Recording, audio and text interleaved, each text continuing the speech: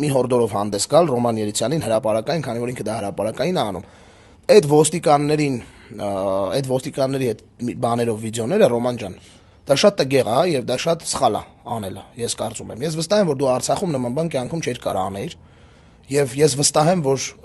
նման ձևով ոստիկաններին նվաստացնելը դա որևէ լավ տեղ չի տանում։ Մեզ էլ որ կանգնացնում են, ակտավորում են եւ այլն, այդ նույն հարցերը կարանք, մենք տանք կարանք, մենք նկարանք, ցույց տանք, մենք ինչ ուժեղ տղա ենք, բայց դա շատ բացասական բան է առաջացնում մարդկանց մեջ։ Կոնկրետ իմ մոտ շատ բացասական բան է առաջացրել քո նկատմամբ։